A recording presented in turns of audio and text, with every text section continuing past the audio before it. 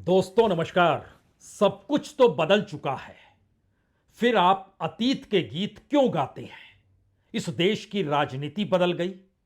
इस देश में लोकतंत्र को संभालने वाले पिलर भी बदल गए।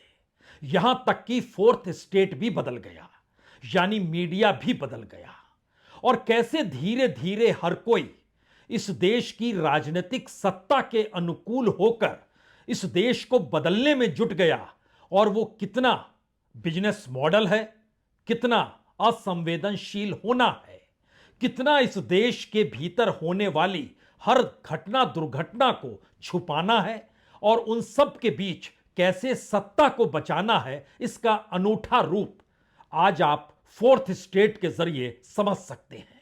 फोर्थ स्टेट मतलब मीडिया है, और मीडिया का तत्काल में मतलब इस देश के राष्ट्रीय न्यूज चैनलों का जिक्र करना है। 2014-15 जब इस देश में राजनीतिक सत्ता बदल गई, उस दौर को याद कीजिएगा तो उस वक्त इस देश में तमाम प्राइवेट न्यूज चैनल जो देश में चल रहे हैं या उस वक्त भी चलते थे, इनके लिए बजट की हिस्सेदारी जो विज्ञापनों के जरिए थी, कुल तकरीबन 2,500 करोड़ की थी, यानी 2,500 करोड़। यही मोटा मोटी विज्ञापनों की पूरी रकम उस दौर में थी। आज की तारीख में यह 12 से 15,000 करोड़ हो चुका है।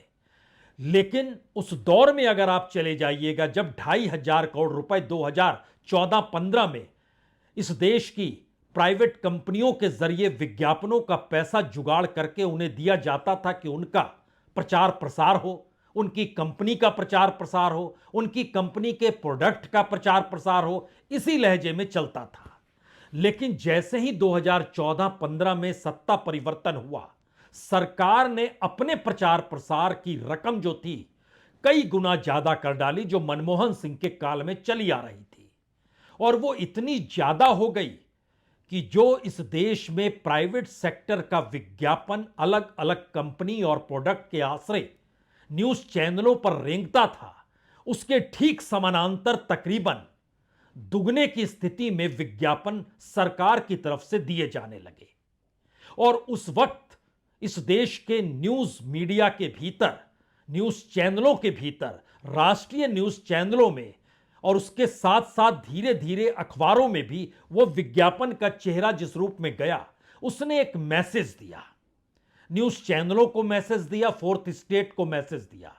अगर आप बिजनेस मॉडल के तहत काम कर रहे हैं तो फिर आपको विज्ञापन ही तो चाहिए और उसकी एवज में पैसा ही तो चाहिए। और आप टीआरपी की रेस में क्यों फंसते हैं और टीआरपी के जरिए आप ना जाने क्या क्या दिखलाते हैं। तो सिर्फ सरकार के प्रचार प्रसार में जुट जाइए और उसकी एवज में प्रचार प्रसार का बजट आपके हिस्से में आ जाएगा। 2,500 करोड़ रुपए कुल विज्ञापनों का बजट, और उसके ठीक समानांतर सिर्फ इस देश के न्यूज चैनलों के लिए तकरीबन 4,500 करोड़ का बजट सरकार ने ही बना दिया। यानी सरकार लगभग इस देश की तमाम कंपनियों का जो विज्ञापन होता था उससे लगभग दुगना पैसा अपने प्रचार प्रसार पर खर्च करने के लिए देने लग गई।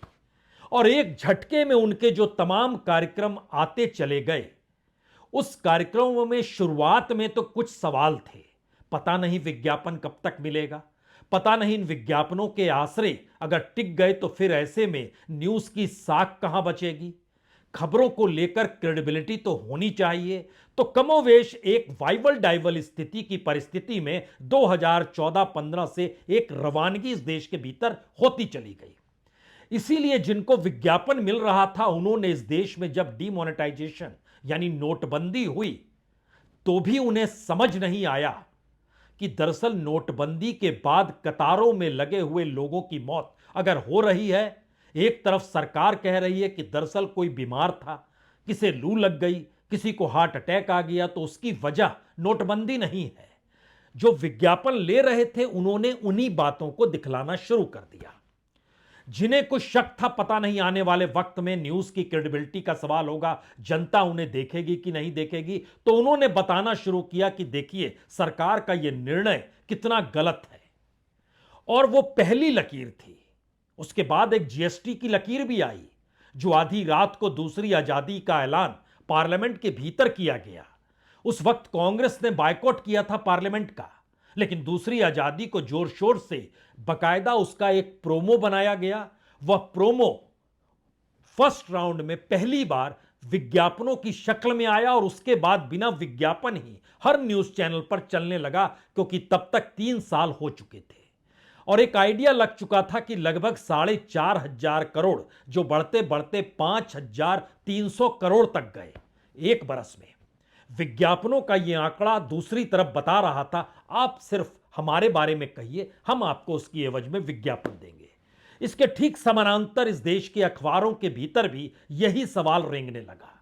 वहां पर भी जो बजट था वो 3,900 करोड़ से शुरू हुआ और 4,500 करोड़ तक गया। प्रिंट से ज्यादा विजुअल मीडिया का असर होता है और इसको लेकर बड़ी मशक्कत सरकार ने अपने तौर पर करनी शुरू की और हर योजना को लेकर जिस रूप में बताना शुरू किया, उसमें शुरुआत में अगर याद कीजिएगा तो सबसे पहले जनधन योजना आई थी। उस दौर में जनधन योजना के आश्रय इस देश में हर व्यक्ति का बैंक तक पहुंचना एक बड़ी घटना थी और उसी रूप में दिखाया गया। धीरे धीरे जनधन योजना का भी विज्ञापन आने लगा और विज्ञापन के आश्रय उन तमाम बातों को दिखाया जाने लगा जो सरकार कहती है। उसमें से एक बड़ा हिस्सा मीडिया अपने तौर पर बताने लगा, यानी विज्ञापन के भीतर का कंटेंट भी इस दौर में खबरों के कंटेंट में कैसे तब्दील हो गया, यह किसी को पता ही नहीं चला। और अगर आप पलट कर देखना चाहते हैं आज की तारीख में, तो एक सवाल तो आपके जहन में होगा, इस देश में जनधन के जरिए एक व्यक्ति बैंक ट्रांसफर करता है, एक बटन दबाता है, किसान सम्मान निधि का पैसा खाते में पहुंच जाता है।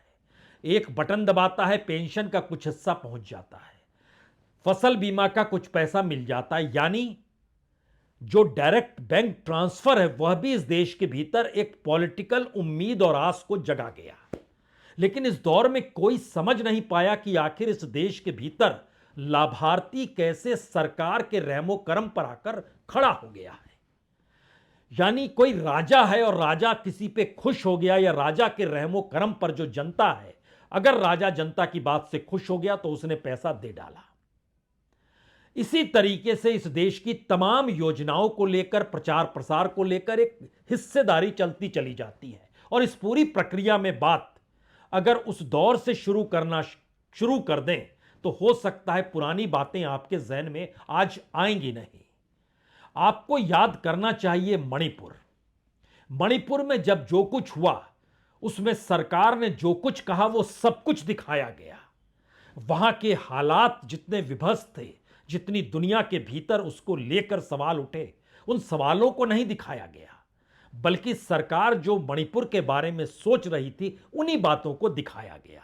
और होते होते पिछले दिनों जब मणिपुर के मुख्यमंत्री को हटाया गया तो भी सरकार ने जो कहा वही सब कुछ बताया गया। उन बातों का जिक्र कहीं नहीं आया कि आखिर उसी दौर में अगर हटा देते तो स्थितियां अनुकूल हो सकती थी। राष्ट्रपति शासन या राज्यपाल का शासन उस दौर में भी लग सकता था, उसको हुए भी लगभग 3 बरस होने को आ गए। तो सत्ता के अनुकूल फोर्थ स्टेट का खड़े हो जाना और यह परिस्थिति धीरे धीरे हर घटना विशेष को लेकर बढ़ती चली गई। और होते होते बात अगर आज की तारीख में हम इस बात का जिक्र आपसे करें कि दिल्ली के रेलवे स्टेशन पर, जो इस देश का सबसे बेहतरीन रेलवे स्टेशन है, जहां पर सबसे ज्यादा खर्च होता है, जहां का बेसिक इंफ्रास्ट्रक्चर इस देश के दूसरे रेलवे स्टेशनों की तुलना में सरकारी दस्तावेजों में सबसे बेहतरीन है, उसी दिल्ली में चंद फरलांग की दूरी पर रेल मंत्री का दफ्तर है, चंद फरलांग की दूरी पर प्रधानमंत्री का घर है, चंद फरलांग की दूरी पर एक बड़ी इमारत आरएसएस की भी खड़ी हो गई है और चंद फरलांग की दूरी पर पार्लियामेंट की भी है और इस देश के तमाम नेताओं की मौजूदगी भी है, वो विपक्ष के नेता भी क्यों ना हो। लेकिन एक झटके में एक घटना को लेकर जो मीडिया का रिएक्शन होना चाहिए, वो पहला रिएक्शन पैनिक बटन जो है इस बात को लेकर नहीं है कि वहां घटना कैसी घट गई और उस घटना को लेकर कितने लोग आहत हो गए। बल्कि पैनिक बटन इस बात को लेकर है कि क्या वाकई वो घटना ऐसी हुई है जिससे रेल मंत्री पर आंच आ जाएगी, जिससे सरकार को कोई मुश्किल हो जाएगी, कहीं प्रधानमंत्री को जवाब तो नहीं देना पड़ेगा, कहीं एलजी कहीं इस दायरे में तो नहीं फंस जाएंगे। खुद ब खुद एक मैकेनिज्म काम करने लग गया और एक बड़ी न्यूज एजेंसी ने कह दिया कोई स्टैंपेड नहीं हुआ है, कोई भगदड़ नहीं मची है, वह एक सिर्फ और सिर्फ एक अफवाह है। उसी दौर में एलजी ने भी कहा।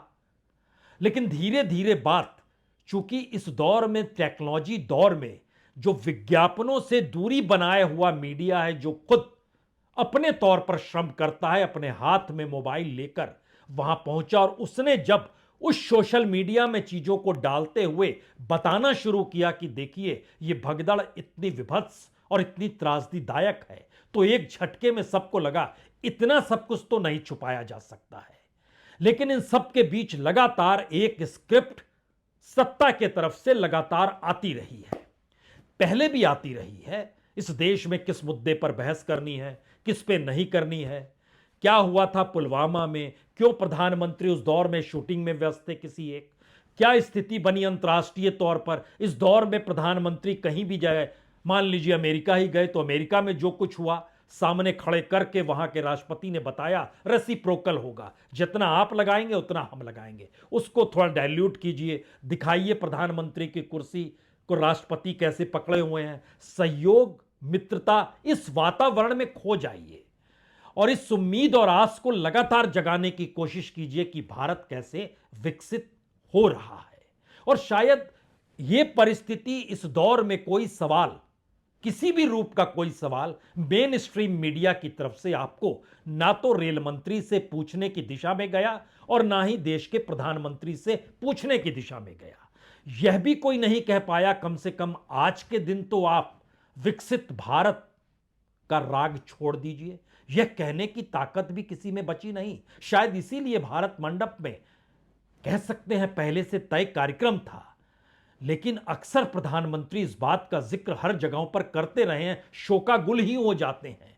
लेकिन ध्यान दीजिए इस पूरी प्रक्रिया में क्या स्क्रिप्ट ऐसी भी है जो बताए कि आने वाले वक्त में यह किसी साजिश का हिस्सा था। ठीक वैसे ही जैसे महाकुंभ के भीतर जब भगदड़ मची थी तो उसमें कोई लाल टोपी खोजने लगा था, वो आज तक मिली नहीं। आंकड़े कितने हैं बताए नहीं गए, कितने लोगों की मौत वहां पर हुई इसकी जानकारी नहीं आई। यानी एक पूरी प्रक्रिया के भीतर में जो फोर्थ स्टेट की भूमिका है वह लुप्त हो गई। लुप्त इसलिए हो गई क्योंकि जो लुप्त नहीं हुए उनको लुप्त करने की स्थिति में सरकार आकर खड़ी हो जाती है। यानी जो सवाल करेगा, जिस रूप में सवाल करेगा, उसका बेहतरीन उदाहरण तो दो ही है। एक उदाहरण तो एनडीटीवी का होना है, जहां पर प्रणव राय के घर पर छापा पड़ना और धीरे धीरे उस पूरी प्रक्रिया के भीतर उनसे उनकी कंपनी और उनके न्यूज चैनल को ले लेना और बाद में कहना कुछ नहीं था। और दूसरी स्थिति थी जब सच दिखाया गया था छत्तीसगढ़ में एक महिला किसान की आय दुगनी हुई कि नहीं हुई, उसकी ट्रेनिंग दिल्ली के जाकर अधिकारियों ने वहां पर दी थी और वहां जाकर रिपोर्टर ने बताया यह तो ट्रेनिंग का हिस्सा है, और बर्दाश्त सरकार नहीं कर पाई और उसके बाद जो एक कार्यक्रम एबीपी न्यूज पर मास्टर स्ट्रोक आता था उसे बंद करा दिया गया। बंद नहीं कराया गया बल्कि उसमें विज्ञापन जो आते थे पहले राउंड में उसे रोका गया। यानी कोई न्यूज चैनल बिजनेस मॉडल से हट के बिजनेस कैसे कर सकता है, और धीरे धीरे उस कंटेंट को हटाने के लिए एक पूरी प्रक्रिया लगी। यह अलग मसला है कि उसके केंद्र में हम ही थे, लेकिन इन सब के बीच सवाल तो यह है कि फोर्थ स्टेट कैसे डाइल्यूट होता है, किया जाता है। और इस डाइल्यूट होने की प्रक्रिया के भीतर अगला सवाल कोई भी पूछेगा कि क्या वाकई अब कोई सवाल इस देश में नहीं होगा, क्योंकि हर चीज अगर बिजनेस मॉडल से चल रही है और दूसरी तरफ सत्ता के रहमो करम पर ही टिकी हुई है, तो फिर कोई भी घटना दुर्घटना होगी उसके बाद प्रधानमंत्री कहीं भी मौजूद होंगे तो जाहिर है वो विकसित भारत का जिक्र करेंगे। आज भी नई दिल्ली रेलवे स्टेशन से चंद फरलांग की दूरी पर ही तो भारत मंडप है, वहां पर वो क्या कह रहे हैं? भारत मंडपम भारत टैक्स के दूसरे आयोजन का साक्षी बन रहा है। इसमें हमारी परंपराओं के साथ ही विकसित भारत की संभावनाओं के दर्शन भी हो रहे हैं। ये देश के लिए संतोष की बात है कि हमने जो बीज रोपा है आज वो वटवृक्ष बनने की राह पर तेज गति से बढ़ रहा है। अब अगर सोचिए कि विज्ञापनों की होड़ या विज्ञापन पाने की होड़ अगर 2014 से पहले की स्थिति में होती तो क्या वाकई प्रधानमंत्री आज की तारीख में इस तरीके का भाषण दे पाते? और अगर भाषण देते भी तो मीडिया उनको कितना कटघरे में खड़ा कर देता? इस दौर में वो मीडिया गायब है, वो फोर्थ स्टेट गायब हो गया है। दरअसल दो प्रक्रियाओं ने इस दौर में मीडिया का भी ट्रांसफॉर्मेशन कर दिया। जिसने भी सवाल पूछे, जो मालिक था उसको दरकिनार किया, जो पत्रकार थे जो उनकी भी एक लंबी फेरिस्त है, जो अलग अलग जगहों पर सवाल करते हुए निकलते चले गए क्योंकि मालिकों के ऊपर इतना दबाव कि आपका बिजनेस मॉडल तो काम करेगा नहीं हमारे बगैर। और धीरे धीरे यह परिस्थिति कैसे रहमो करम पर आकर खड़ी हो गई और रहमो करम के ठीक समानांतर जिस स्क्रिप्ट का हम जिक्र कर रहे हैं कि स्क्रिप्ट दी जाती है कि अब आपको उस दिशा में ही जाना है। तो जिस तरीके से कुंभ के भीतर लाल टोपी खोजी जा रही थी जो कहीं थी नहीं, इस दौर के भीतर में भी एक कमेटी बना दी गई है, हाई लेवल कमेटी है। वो पूरा सीसीटीवी फुटेज जो है जिसने उस दौर को पकड़ा उसको कब्जे में ले लिया गया। उसको अब कोई देख पाएगा या नहीं देख पाएगा, या उसके जरिए जांच कमेटी कौन सा रिजल्ट देगी, यह भी अपने आप में एक सवाल होगा। लेकिन उस सवाल को भी उठा पाने का कोई सवाल नहीं कर पाएगा। मेन स्ट्रीम मीडिया सुबह से लेके रात तक इस बात का जिक्र होगा, शोका गुल हो जाइए। इस परिस्थिति में रहना सीख लीजिए। एक दूसरी परिस्थिति उन पत्रकारों के लिए भी बनी जो इस दौर में हर चीज को नॉर्मलाइजेशन करने में लग गए। यानी सरकार का विरोध कर रहे हैं लेकिन वो एक नॉर्मल परिस्थिति है और इससे पहले की परिस्थिति ऐसी थी। ऐसे पत्रकारों की भी एक लिस्ट है जो तमाम न्यूज चैनलों में आपको दिखाई देंगे। विरोध कर रहे हैं लेकिन विरोध नहीं हो पा रहा है। चेक एंड बैलेंस करना चाह रहे हैं लेकिन वो सरकार के अनुकूल लगने लगा है। आप यहां पर यह सवाल कर सकते हैं क्या वाकई सरकार का विरोध ही पत्रकारिता है? जी नहीं। इस देश की जनता के साथ खड़ा होना, जनता को सही सूचना देना और जनता के भीतर उठते हुए सवालों को एक स्पेस देना, यह भी पत्रकारिता है। और उस स्पेस को गायब कर देना और एक झटके में सरकार द्वारा कही गई बातों को ही एक अचूक तरीके से मान लेना, तो उसके बाद कौन सी परिस्थिति आएगी? चूंकि महाकुंभ का मौका, सवारी महाकुंभ को जाने की दिशा में, दिल्ली का रेलवे स्टेशन, भगदड़ में मौत, लेकिन उन सब के बीच आस्था और सनातनी होने का फर्ज निभाना भी है। इस परिस्थिति में भी बहस चलती है। लेकिन इन सब के बीच हमें लगता है कि आज की तारीख में जब आज ही का हम जिक्र कर रहे हैं तो सर संचालक मोहन भागवत क्या कर रहे हैं, क्या कह रहे हैं? वो बंगाल में है लेकिन इसके बावजूद भी इस देश के भीतर में सबसे बड़ा, अगर मान लिया जाए वो पॉलिटिकल नहीं है तो भी सामाजिक और सांस्कृतिक संगठन के तौर पर सही, लेकिन आज भी वह कौन सा पाठ पढ़ा रहे हैं और उस पाठ के भीतर का सच वो क्या कह रहे हैं कि आखिर कौन सी भूमिका संघ निभाता है, खुद उनकी जुबान से सुन लीजिए। संघ क्या करना चाहता है?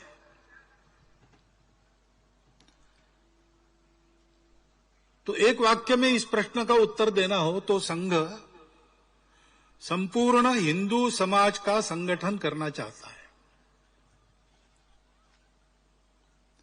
हिंदू समाज का संगठन क्यों? क्योंकि इस देश का उत्तरदायी समाज हिंदू समाज है। अमृत वचन पहले पढ़ा गया, वो आपने सुना। भारतवर्ष एक भूगोल नहीं है केवल।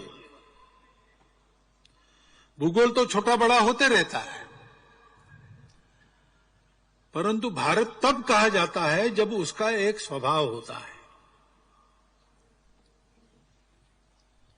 भारत का एक स्वभाव है।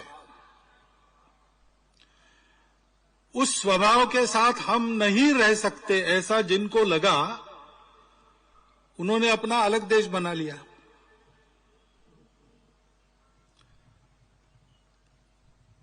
तो स्वाभाविक यह है कि जो नहीं बिछड़े उन सबको भारत नाम का स्वभाव चाहिए। तो संघ क्या करता है, यह बात आपने सुन ली, लेकिन एक क्षण के लिए सोचिए। इस देश के संविधान को उठाइए और सोचना शुरू कीजिए, इस संविधान के भीतर भारत को लेकर क्या लिखा गया है। भारत क्या वाकई एक भाव है? और उसी परिस्थिति में जिन बातों का जिक्र हो रहा है, क्या यह मौजूदा वक्त में अगर इन्हीं बातों को हूबहू रख दिया जाए तो वो सारे सवाल गायब हो जाएंगे जो संवैधानिक होंगे, जो साइंस से जुड़े हुए होंगे, जो वैज्ञानिक तौर पे सोचे जा रहे होंगे, या फिर एक सीधे कहें तो डेमोक्रेसी के खांचे तहत जो कॉन्स्टिट्यूशनल इंस्टीट्यूशन और उसकी जो भूमिका है, क्या वह भी गायब हो जाएंगे?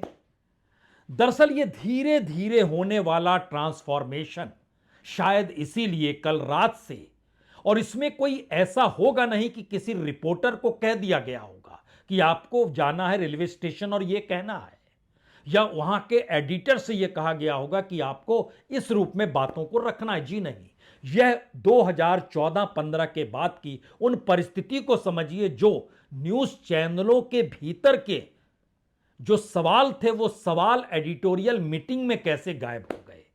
उन सवालों से हटकर पहली लाइन यही क्यों आ गई कि सरकार को कोई मुश्किल नहीं होनी चाहिए। यह सवाल क्यों बड़ा हो गया कि जो भी संपादक प्रधानमंत्री की चौखट के अंदर चला गया वो एक बड़ा संपादक कहा जाने लगा। ऐसी स्थिति कैसे आ गई कि सत्ता के दायरे के भीतर जो खड़ा है उसके अनुकूल सब कुछ होगा और बाकी के अनुकूल नहीं होगा। यह एक ऐसी भावना जिसके साथ साथ एक भय का साम्राज्य भी क्या इस दौर में फोर्थ स्टेट को पूरे तरीके से अपने कब्जा में ले चुका है। यानी भय का वातावरण क्या मीडिया के भीतर भी आया, जिसने धीरे धीरे उसको इतना अनुकूल कर दिया कि उसके बाद उसे लगते ही रहा कि कोई बिग बॉस है। वो कहे या ना कहे, लेकिन वो देख रहा है। स्क्रिप्ट सीरियस मौकों पर आएगी जहां सरकार को लगता है कि यह डेंजरस सिचुएशन है, लेकिन एक पोजीशन ऐसी बना दी गई कि जी पीएमओ के भीतर कोई बैठा है, वो लगातार निगरानी कर रहा है। उस निगरानी में अगर आप पर उसकी नजर चली गई और आपने जरा सी लाइन सरकार की छोड़ डाली, या फिर आप किसी कार्यकर्ता की तर्ज पर या स्वयंसेवक की तर्ज पर या फिर पार्टी के सदस्य के तौर पर या पार्टी को बचाने के तौर पर नजर नहीं आए, तो फिर आपको मुश्किल होगी। यह असुरक्षा का भय रिपोर्टर से लेकर क्या मालिकों तक आकर खड़ा हो गया, और धीरे धीरे भारत के भीतर जो सबसे बड़ा ट्रांसफॉर्मेशन हो चुका है। राजनीति तो अभी भी जद्दोजहद कर रही है, लेकिन मीडिया ने खुद को पूरे तरीके से रेंग ना सिखा लिया है। शायद इसीलिए वो तमाम तस्वीरें जो रेलवे स्टेशन की थी, वो भयावह तस्वीर, डराने वाली तस्वीर, इतनी भीड़ एक साथ कैसे संभव है, किस रूप में संभव है, जबकि पूरा सिस्टम काम करता है, हर जगह कैमरे लगे हुए हैं। वो कैमरे स्टेशन मास्टर के कमरे में दिखाई देते हैं। वहां से परिस्थिति कहा जाता है कि रेलवे भवन से भी निगरानी की जा सकती है, और शायद कुछ जगह की भी जा रही होगी, क्योंकि यह दौर टेक्नोलॉजी का है। लेकिन सब कुछ धरा का धरा रह गया, और ऐसी तस्वीर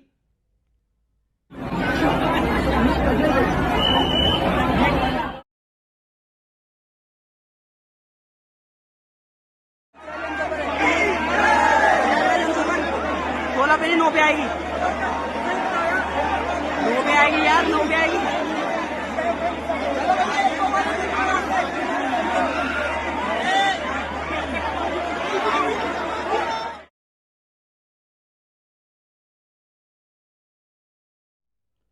इन तस्वीरों को देखकर हो सकता है आपके जहन में यह भी सवाल आए, तो क्या मीडिया का खत्म होना इस देश को एक ऐसे तमाशे में बदल चुका है, जिस तमाशे के भीतर कल को आप भी आहत हो जाएं तो आप भी सवाल नहीं होंगे, बल्कि सत्ता के अनुकूल जवाब होंगे।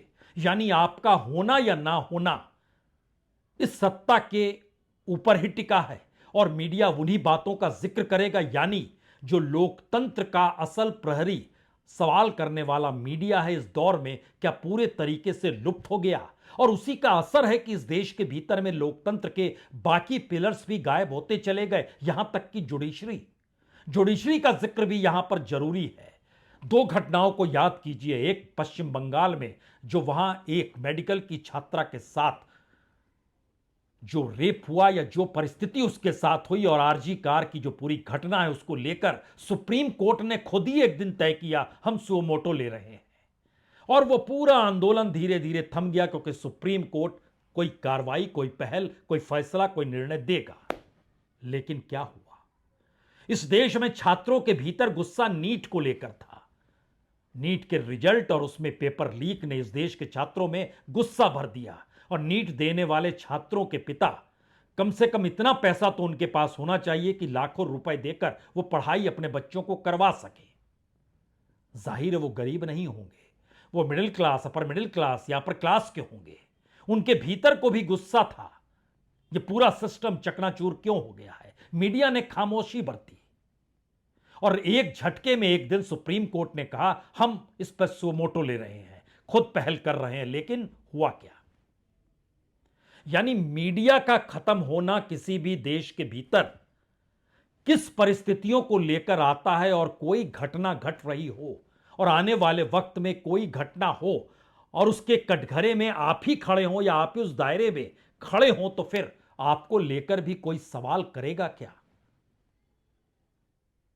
दीवार पर टंगे इस टेलीविजन न्यूज चैनलों को देखिएगा या नहीं देखिएगा, तय खुद कीजिए। समझिए, परखने की कोशिश कीजिए, इस दौर में क्या कुछ दिखाया जा रहा है और क्या कुछ छुपाने की कोशिश क्यों हो रही है। न सिर्फ छुपाने की कोशिश, बल्कि बिल्कुल नए परसेप्शन के साथ चीजों को रखने की कोशिश क्यों की जा रही है, कौन कर रहा है, और पुराने दौर की परिस्थितियों से आने वाली नई पीढ़ी वाकिफ कितना हो पाएगी? धीरे धीरे वह भी भूल जाएगी। एक नए लोकतंत्र की यह आहट है या एक नए हिंदुस्तान की आहट है? इन परिस्थितियों के भीतर समझ लीजिए, किसी दिन आप भी किसी तमाशे में तब्दील ना कर दिए जाएं। आपकी मांग, आपकी जरूरत, आपकी उम्मीद, सब कुछ धरा का धरा रह जाएगा। यह सवाल तो है। बहुत बहुत शुक्रिया, बहुत बहुत शुक्रिया।